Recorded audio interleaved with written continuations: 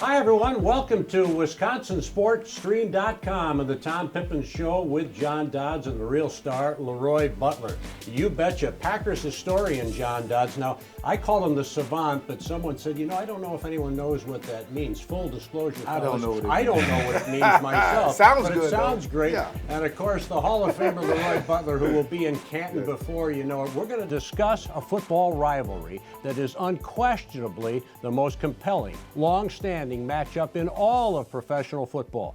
They don't call the NFC the black and blue division for nothing. I am, of course, talking about the Packers-Bears rivalry. As of December 16th, 2018, there have been a total of 198 games between these two wonderful franchises since the first league game in 1921. Green Bay's won 97. And you've had the Bears winning 95, about a half dozen ties. This has been unbelievable. Going way back, the largest margin, 61-7 in 1980. 10 games from 1994 through 98. It was all LeRoy Butler, Brett Favre, and company. Gentlemen, it is an honor to be with you again, and LeRoy, really appreciate you coming by. You know a whole bunch about this rivalry because you were a big part of it when the Packers made their resurgence. Yeah, I think for the most part the NFL got it right for this particularly the 100th season to have the oldest rivalry. And if you put this rivalry with all of sports, it's still number one. And back in the 80s, the teams really didn't like each other. And then you start to see Brett and Urlacher kind of talking on the field. But at the end of the day, and then you saw people like Edgar Bennett go play in Chicago, Steve McMichael come to the Packers. You start sharing players, Amos coming to the Packers. So when you play a team a lot, it's very different. And the different thing about it is when you're so close. People in Kenosha, Racine, I apologize to America, they don't know these cities, but it's okay. Paris, Wisconsin, all of these people in that area in 1986 went towards the Bears because they won the Super Bowl. But for some reason back in the 90s, in 1996, it started to change a little bit. And the Green Bay Packers kind of took off, and that was the beginning of 30 years of misery over the Packers winning the Super Bowl. But if you go all the way back from the rivalry, I mean, just Ray Nitschke, the McCleskey family, it just go all the way back to Dick Butkus and stuff like that. I'm just privileged to be a part of it. This week's episode of the Tom Pipines Show is brought to you by Briggs Stratton. With over 100 years of experience, Briggs Stratton has been trusted by millions of people around the globe. Backed by the largest service network in the industry, Briggs Stratton is the world's largest small engine producer, the #1 marketer for pressure washers, and a leading manufacturer of power generation, lawn and garden, turf care, and job site products. You powered. This tagline exemplifies the Briggs Stratton brand, and we are excited to tell you more about You Powered, the promotion coming your way later in this podcast, so please stay tuned. You think back, John, to Curly Lambeau and George Halas. I mean, this rivalry is incredible, and for LeRoy and company, again, a part of that, to come surging back and actually take the lead in this series. In a series, am I not right, that is separated, you brought that up, by 7 points after all these years? Sure. Wayne Larrabee added up last year all the points that were scored in the entire series, and the difference was Packers had 7 more points at one time last year, which was amazing. Yeah, there's a lot of interesting history.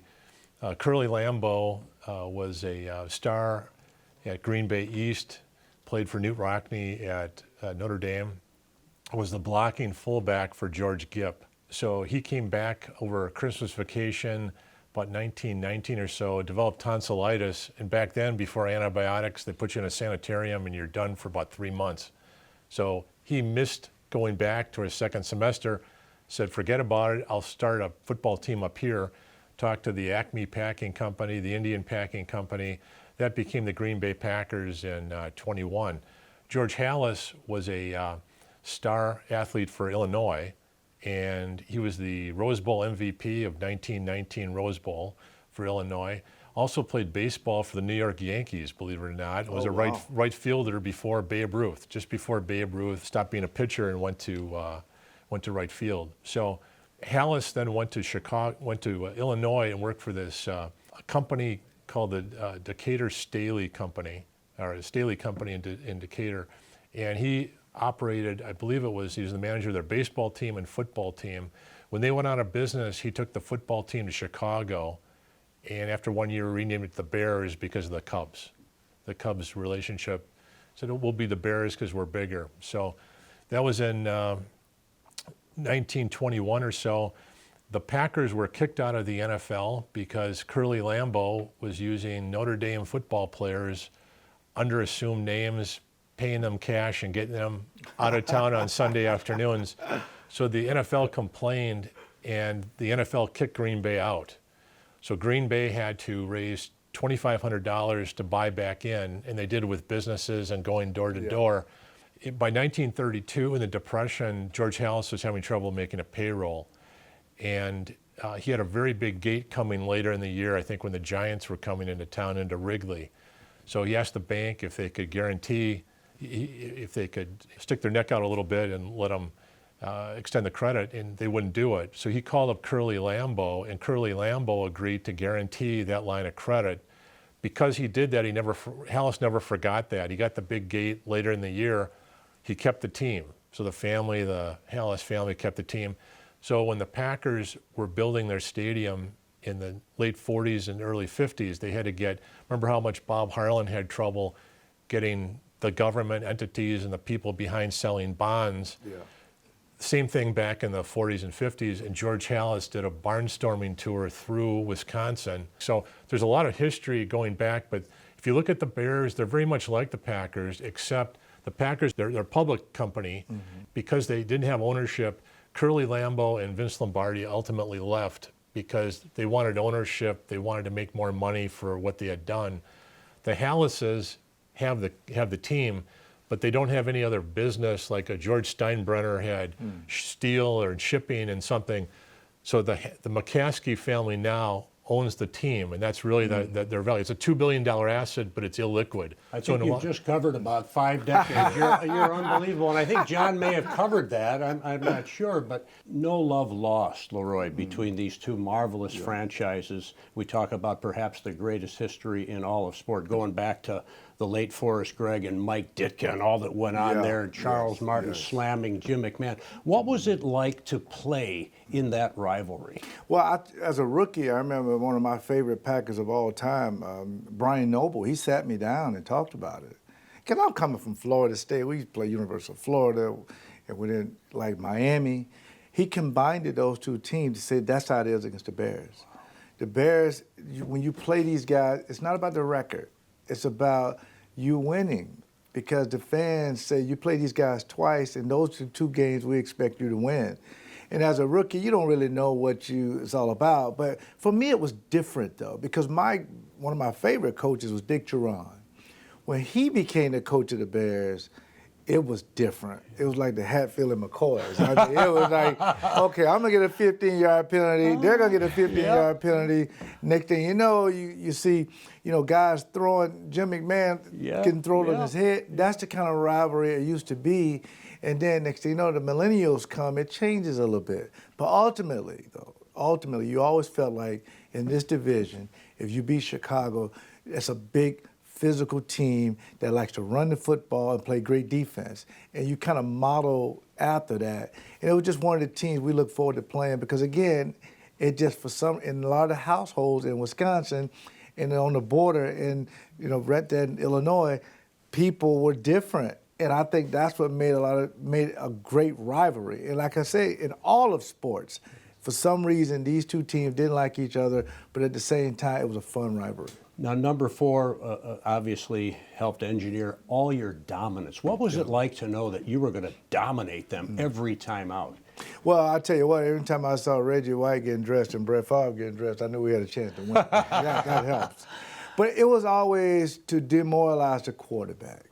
I mean, from Jim Harbaugh to Mike Tomczak, you can name all the quarterbacks, Kramer, all these quarterbacks. We always talked about just because our quarterback never missed a game, of course. We was lucky. So we always talked about just demoralizing the quarterback and winning at their place. That was always on the board. It was always bulletin board material, but we did it ourselves. Want to beat Chicago in Chicago. Of course you're going to beat them at home. And that's the kind of stuff. And you know what? And Pip, if you think about it, and John, the practices were different. Normally we wouldn't have on pads. Okay. We wouldn't have on pads. Mike Holmgren wanted to keep us fresh. Sure. But for Bear Week, I said, wait a minute, why are the pads in my locker? We're going to do some tackling. Why just this week? Everything was ratcheted up, and it was all because of this rivalry, and it still continues today. Amazing. John? Yeah, one thing, when Mike Holmgren came in 92, I remember the Packers played the Bears in about October of 92. The Bears are ahead 30-10.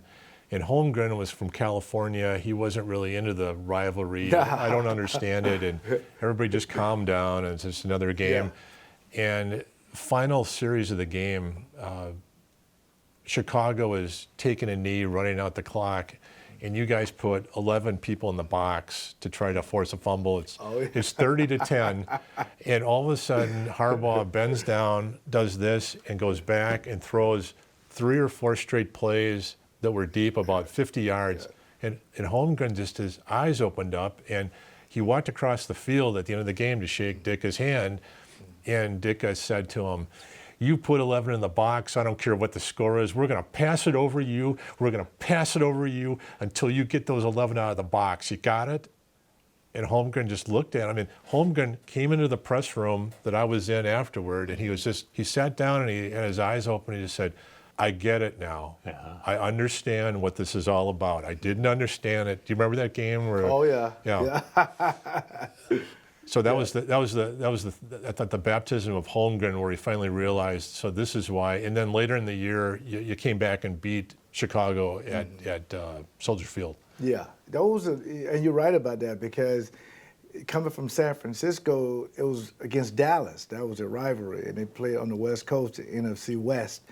He didn't know a lot about it, just as I was. I mean, that's like I said, you get, Ken Ruckers, and you see some of these guys telling you about this rivalry with the Bears.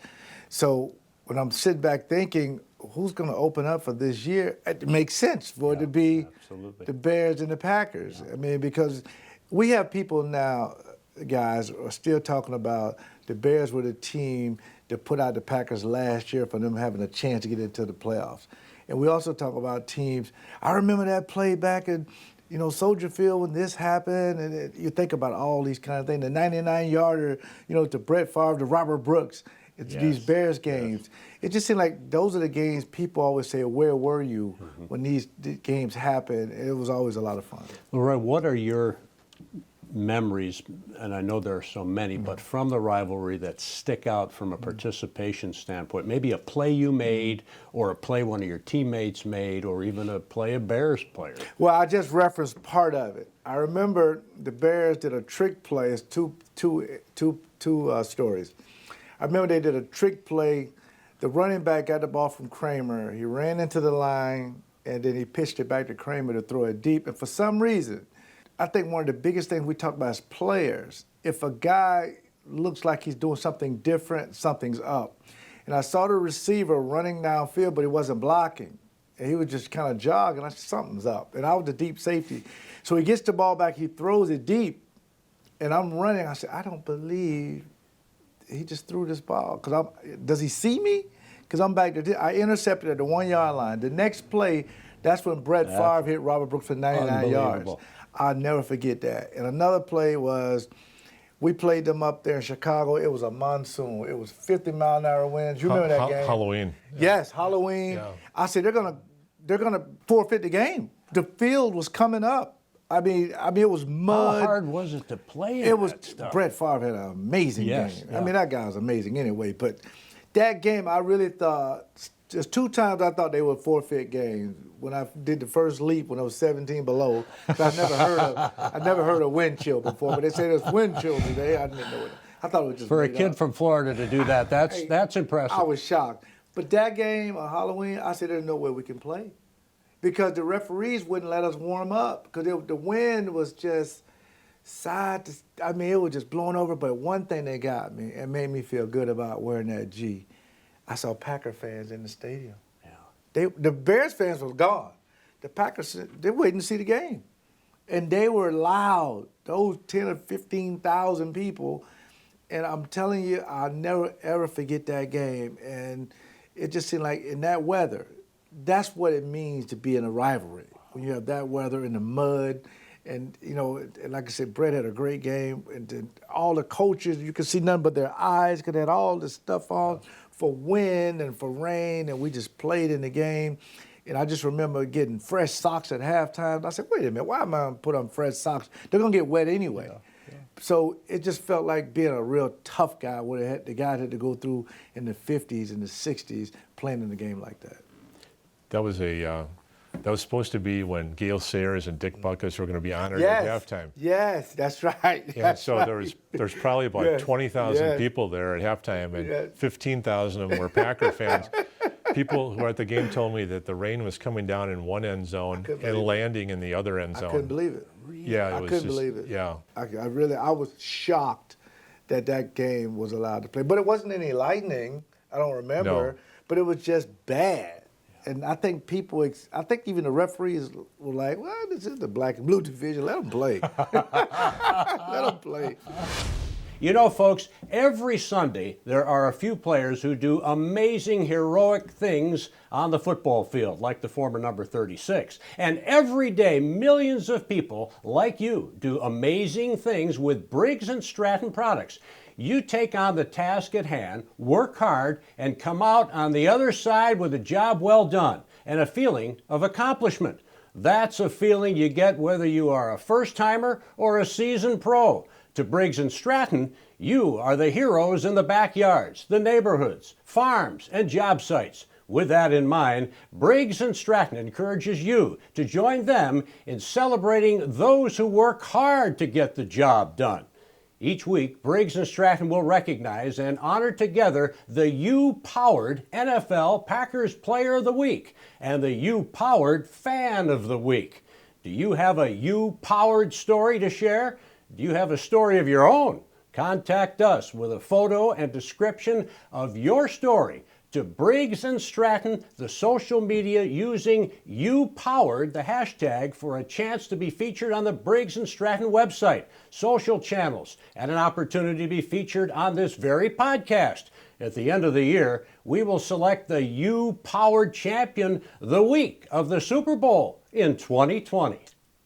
Yeah, Mike Ditka has said that he thought the greatest team he's ever seen in his career was the '62 Packers. And they had 11 Hall of Famers out of their 22 starters. And That's amazing. In that year, they beat a very good Bear team, 49-0 in Green Bay, and then 38-7 in Chicago. So it's 87-7. And so I think that was in the back of Mike Ditka's mind to say that whenever the Packer, it's game on. And so I attended Marquette, which means 40% of my friends are from Illinois and they're Bear fans. So we would always, we'd always be doing this a lot. And they'd say, oh no, Mike Ditka has the best team in the NFL. The Packers are not very good. And so not only were they good, he put the 350-pound defensive lineman in the backfield. And I said, so I'd always make an argument to him. 10 years later, it's 1996. It's 37-6 in Soldiers Field. Beebe took the kickoff back. Freeman had the Hail Mary at the end of the first half. There's all these things going on in the game. Wouldn't it have been great if Mike Holmgren had put Gilbert Brown in the backfield just because he's a great athlete, just to show off his athleticism? What would you think of that? Mike Ditka would have probably exploded on the sideline. What did you think when you watched that on TV, when you saw the fridge in the backfield when you were in high school? Or It was shocking. It really was, because my uncle was, Pip know this story, my uncle was the biggest Walter Payton fan in America. Mm-hmm. When I got drafted, he's sitting there with his Walter Payton jersey, and he told my mom, anybody better call this phone but the Packers. I don't care what the team is, because I hate the Packers. You please do not. We had rotary phones back then, so these millennials, Siri wasn't born yet. So this is a first-class rotary phone that you dial up. It has this long cord from here to South Milwaukee. It's a long cord, and when that phone rang, it was Lee Rimmel Green Bay Packers. And I'll never forget, and I was so excited, but I knew in the back of my head my uncle's going to just go nuts. He put on Lindy Infante, who to me was just a god at the time, because Lindy Infante go all the way back to USFL League with the Jacksonville, I think they were the Bulls, something. It was a Jacksonville team for the USFL. Yeah. So people knew his offense would do all this good stuff. And he said, do you have any questions? Because we're going to take you with the 48th pick. I said, yes. Where's Green Bay? He said, what are you talking about? I said, well, where's Green Bay? Don't y'all play in Milwaukee? Yeah. So when we told my uncle, and he saw the little crawl that they take, he runs out of the house, just really upset. This is not manufactured. He is really upset. My mom just locks the door. And we're just having fun. He tried to beat his way back in. But when they didn't give Walter Payton the ball to score in the Super Bowl, they gave it to the fridge. Oh, yeah. My uncle, at that point, that was his chance right there to become a Packer fan, because they said disrespected Walter Payton. And poor George Cumbie, the linebacker, he probably weighed about 220. He was just getting mauled. Yes. I mean, I think a lot of people thought that, right? You would give it to Sweetness in the Super Bowl. Oh, sure. Yeah. That was him crossing over to being a Packer fan. Yeah. He never was a Bears fan again. I mean, that was a historical moment in the Butler household. My uncle, how can you not give the ball? You've been the smartest guy in the room. He's just complaining. We're listening. Smartest guy in the room. You'll give it to the fridge because it's a big headline, but you should have gave it to Sweetness. Takes his Bears jersey off. I'm like, dude, that's it. I was going to high school. I'm like, calm down. Yeah. He was very upset about that. Right. I was at a Super Bowl party that year, and all Packer fans, about 50 people, and here's the Bears, the best team in the NFL, 85, one of the amazing defenses of all time. And had a good fullback. And they had a young team, the youngest team in the NFL. So it looked like the next decade was going to be, this could be this could be the Pittsburgh Steelers or whatever. So they said to me, John, give us something to, spin this. How can we spin this? And I said, well, there's only two positives I can see as a Packer fan. They featured the fridge on the goal line instead of Payton. Right. This is a guy that carried you for decades. Yes. And it was more of a Buddy Ryan, Mike Ditka. Buddy Ryan didn't like the fridge. You're right so about it was a Ditka Ryan thing. Yep. And the second thing is I said that when the Packers won in 61 and 62, Bart Starr was a spoke in the wheel. But by the time 65, 66, 67, all the other guys got older, Bart Starr carried him. He became the Hall. LeRoy, I want to get into more current, obviously, with you and having the privilege of having you with us here. But I also would ask this. Older players, Packers, legends, you met them all, so many of them. What was that like to kind of go back and forth, the fraternity, the brotherhood, and to talk specifically about those games between Green Bay and Chicago? That's a good question, because I remember meeting Ray Nitschke, and I just know he had a huge hand, and he shook my hand, and he was just shaking his, and I was like, man, tell me about Butkus. Yeah. He said, you know what, I knew if I outplayed him that we were going to win games. But he said at the end of the day, just getting dressed to play against a team that that wants to take your head off was exciting to him. And he got all excited about it. And, of course, Bart Starr just passed, so bless him and rest in peace. Bart Starr talking about the games where he coached in and played in. That rivalry meant a lot. And I just think that when you think about the Dave Robinsons, who's for 38 years waiting to get into the Hall of Fame, and all of the Bear games, that he told me one of his best games of playing. And it was just, you talk about all these guys from the 60s and the 70s who paved the way for us. You would think that you want to keep that going.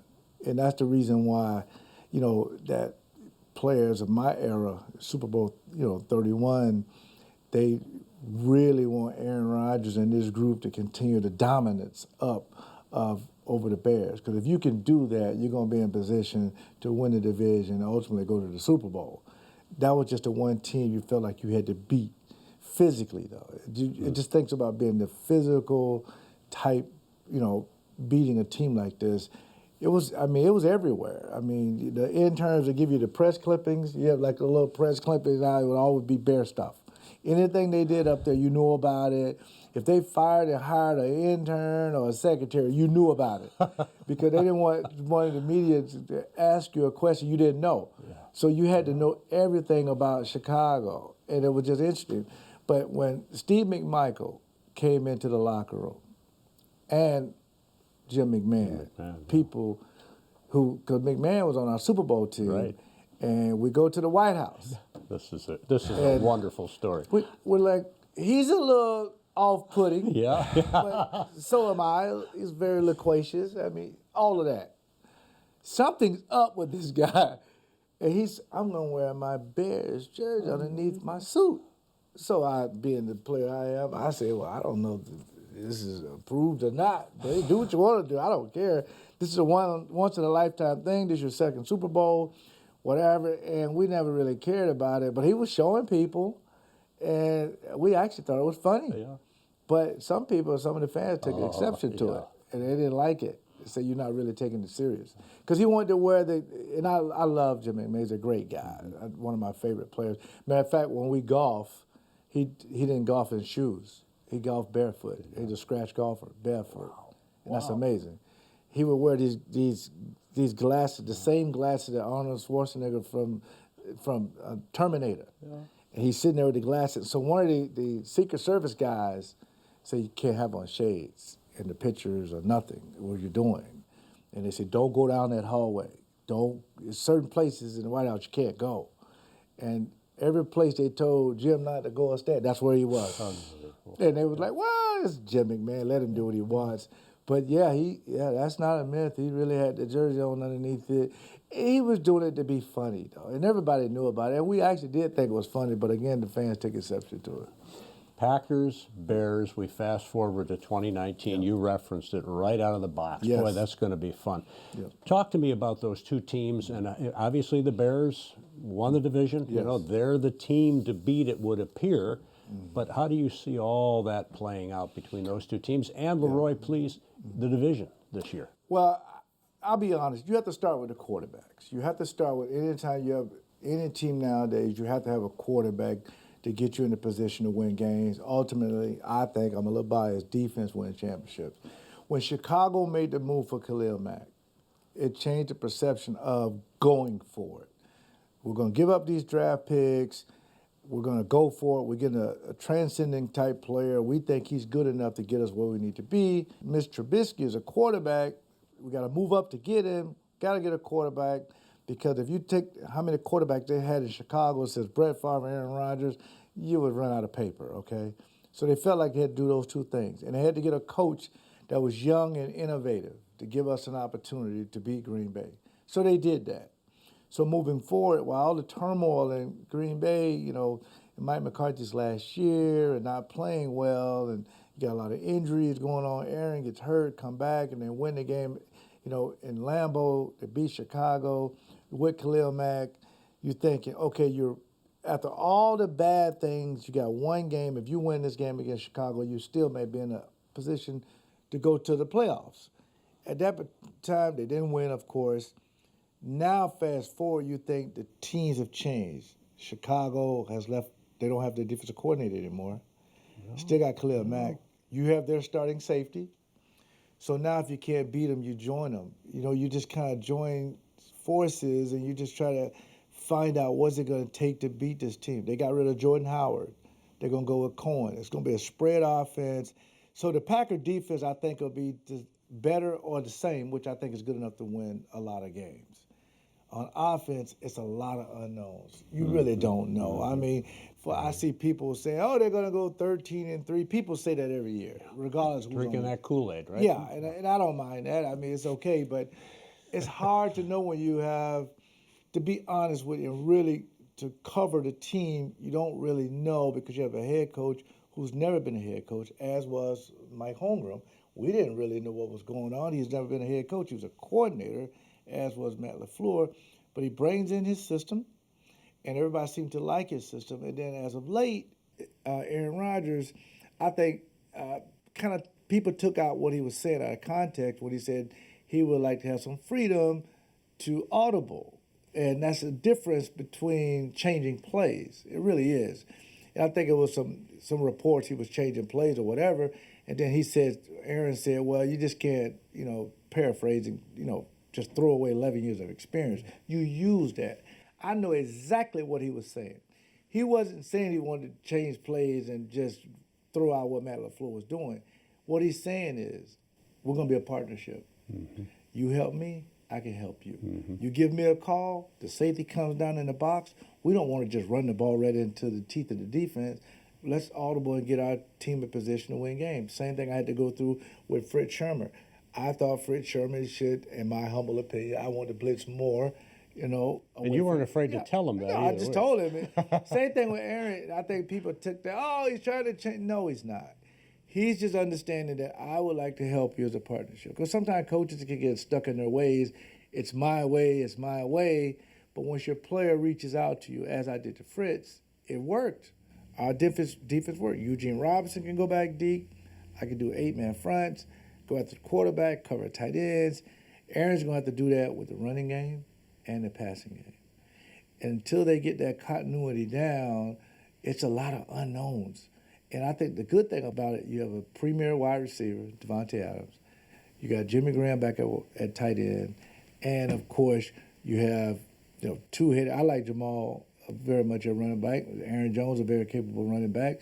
The offensive line, I wanted to be a bigger upgrade there, but you had the best left tackle in football. So there are a lot of positives.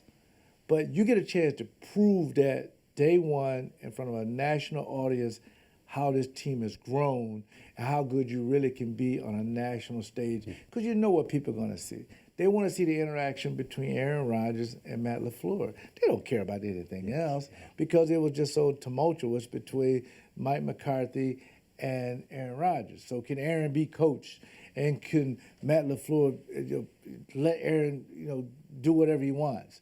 Some kind of way it has to be a happy medium, but it is a partnership. It really is. Because Brett Favre and Mike Holmgren didn't always get along, but you had the go-betweens, the coordinators.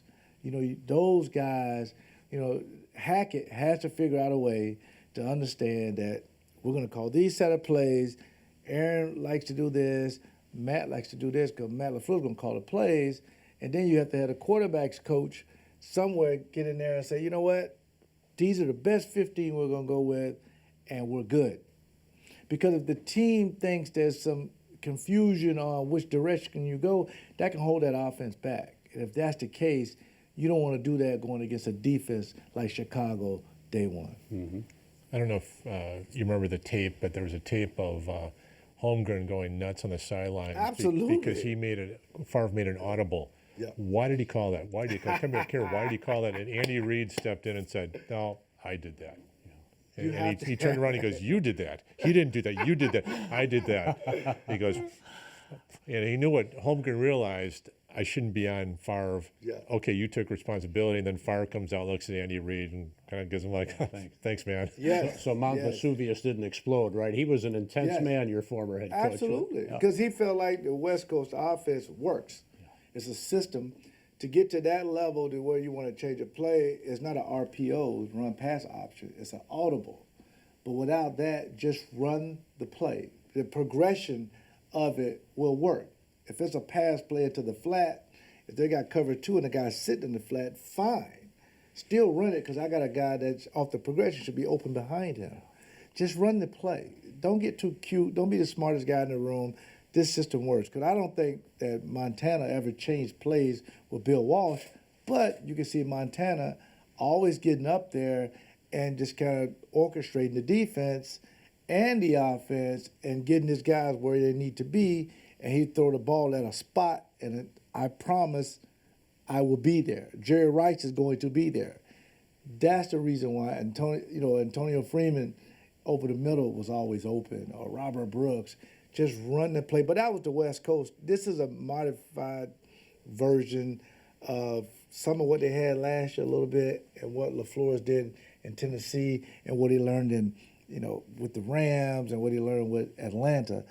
You use your personnel to the best of your ability. That's the reason why they got 5 tight ends right now, because they want to use multiple sets with the tight ends as well. not only does it have to work, but it has to work quickly because, as you know, Brett Favre was very young with Holmgren. They were ascending. The window is closing on number 12. Is this partnership going to work, and how long will it take? Will it happen this season? And that's a good question, too, because let's just think about it. Let's have an open mind now. I'm a 50-year-old young man. I'm going to hang with guys 50 years old. I'm not going to hang with guys 25. We ain't got nothing in common. I'm a family man. I'm married. So Aaron's 35.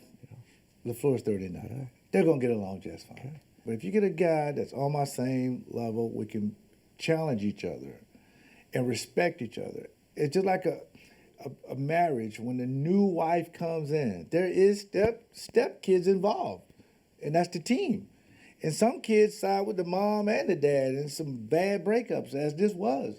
But the new wife comes in, which is LaFleur. She may change some decoration around, take some pictures down, change some paint, but it's still the G, which is the family name from the dad. So you have to understand we have to be a family again, because this got all beautifully blended. Yeah, absolutely. And I think it'll happen quicker because it's been so public. Yeah. Because there's been some articles about, hierarchy and how this going on. Just play the game. Aaron leads on the field. LaFleur leads off the field. That's the only way it can work. Otherwise, you'll get guys taking sides as they do around the league. Especially that happened in Detroit with their new coach. And it happens in Minnesota because they thought they were one quarterback away with Cousins, but it was more things. They were firing coaches during the season. It was just got all out of hand. You don't want that. You got to win this division by being together. And you have to respect one another, because I'm not trying to be a historian like John Dodds. My brain is not like his. It's just not. I accept that. It's good. I try to use that You're information. in my camp, I'll tell you that. Well, I try to use his information. I'm not terrific. trying to talk over him. That's what a good team has to do. God makes everybody good, but you have to figure out what it is. Aaron is going to be good at playing football and leading. Matt LaFleur is going to be good at, getting the proper game work together, like everybody come together and implement the game plan. As the clock winds down, any final thoughts for LeRoy, John, from you? No, I just, you jogged my memory in that I interviewed Bill Romanowski one time in terms of age. And he was an older linebacker finishing his career with the Oakland Raiders. And he said, he pointed to Jerry Rice, who was about 38, 39, and Rich Gannon, who was 37. He said, we listen to the same music. Our families are the same age. We do things together. When Brett Favre became the icon and got older, it seemed like some of the rookies would rather be interested in dating his daughter, kind of a thing. It's just a whole different mindset than It is. So that's a really good point you raised. Yeah, I think they'll get along great because they're two young guys and fiery and innovative. I don't know what that word means, but I think if you use that word in the interview, you got a job. Yeah. But it works. It works. I think it'll work good because you know why it must work? You got thousands of fans won't rest until it works. And the one thing I will say in closing, the one guy that I feel good about, sleep good at night when I go to bed, is the way Murphy is running this franchise. I feel good Why about are you what such he's a doing. big fan? I think he's the kind of guy that likes to hear other people's opinion. He's a leader. And I think that's the reason why when he fired Mike McCarthy, it made sense for him to hire the coach. He's not sitting back like most GMs and just not have no skin in the game. He's in the game now because he's hired, Gutekunst, he's hired LaFleur. This will work. And I think for the most part, it's a little unconventional. People are used to the Ron Wolf days. The GM was out there. But when here you got can be looked at as an owner being involved to make sure that I understand fans, things got out of hand. I will fix it, and I'll get back to you. I like that. I like when a guy sits there and have his door open where you can come up with ideas instead of having it locked and just only talking to two people where the silos are up. You don't need that now. You need to have a team-oriented atmosphere, and Murphy is will be put in a position to get the guy he wanted to where everybody will be happy with, and that was Matt LaFleur, and it will work. And will he command the locker room? Absolutely. Okay. And I think he's already done that. Matt LaFleur, when he's down there, people respect what he's doing, And I think not only that, when you see Murphy around in the locker room, people respect what he's doing. Of course, people respect what number 12 is doing, because he's the guy that you're going to run through that wall for. And I want people to understand that. You have a clean canvas now. That canvas there was all painted all different colors like a rainbow. It's clean. You can write your own narrative. You don't have to worry about it. Be real sensitive to be what people say on the internet. Only you control what, at the end of the day, what the score is going to be. The players control that. Well, we appreciate you, LeRoy Butler, who will be in Canton soon, and we would run through a wall, wouldn't we, John? We sure would. I hope it's made of paper, though. Both on the Tom Pipines Show with John Dodds at TomPipines.com and WisconsinSportsStream.com. It was wonderful to be with you guys. We'll do this again, I hope, soon.